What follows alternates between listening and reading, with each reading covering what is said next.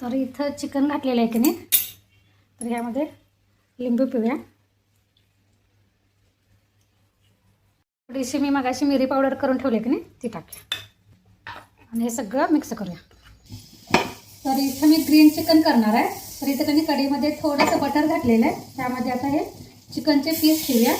ह्या चिकनच्या पीसला मी लिंबू आणि काळी मिरी पावडर थोडीशी लावून ठेवली होती. साधारणतः कधी 15 मिनिट ते 20 मिनिट झालं असते. तर मी हे ग्रीन चिकन कधी मला जशी चव चांगली वाटते म्हणजे पोरं आवडीनं खातील त्यानुसारच मी यामध्ये कधी वस्तू घालणार आहे. म्हणजे ज्यांना चव चांगली लागेल असं मला वाटते ना तेवढंच मी घालणार आहे आणि माझ्या पद्धतीने बनवणार आहे. त्यामुळे बघूया कशी होते. कधी बटर आले यामध्ये, कारण मी नंतर फोडणीसाठी कधी तेल वापरणार आहे. पण आता कसं थोडेसे बटरची टेस्ट आली कधी पोरं पण छान आवडीनं खातात आणि नीलला कधी बटरची टेस्ट आवडते. त्यामुळे अजून जरासं घालायचं. तर बटरमध्ये थोडंसं कधी 4 मिनिट तर नाही लागायचं. चिकनचा कलर बदलला की नाही आपल्याला असं वाटलं थोडंसं असं भाजलं गेलेलं आहे बटरमध्ये तर काढून घ्यायचं. तर इथे मी वाटण दाखवते.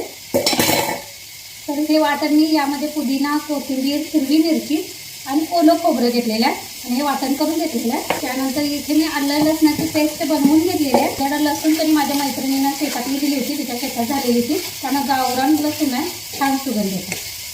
अगदी जे छोट्या छोट्या पाकळ्या असतात की नाही तर हे झालेलं आहे. आणि मी काढून घ्या, असं बारीक करते पहिल्यांदा काढून घेऊया. आणि ह्याच कढईमध्ये तुम्ही फोडणीला टाकणार आहे. हे त्याचा तेल घालूया. थोडंसंच घालणार आहे कारण उभा चिरलेला पातळ कांदा आहे की नाही तो टाकला. डार्क ब्राऊन कलर येईपर्यंत कधी भाजून घ्यायचं. भाजत आल्या अजून थोडासा मला डार्क पाहिजे ते चव पाहिजे असं मला वाटतं. हा भाजत आलाय तोपर्यंत तुम्ही यामध्ये थोडीशी आलं लसणाची पेस्ट टाकते.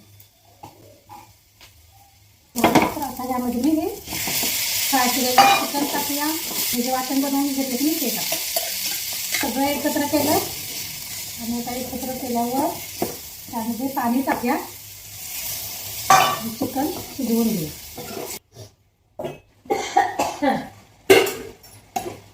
तर आपलं चिकन पण शिजलेलं आहे. आता ह्यामध्ये मी किचन किंग मसाला टाकूया. गॅस बारीक करते. कस्तुरी मेथी टाकते थोडीशी. तर सगळे मसाले टाकून झालेले आहेत. सगळ्यात शेवटी आता मीठ टाकूया. सगळं एकत्र करूया.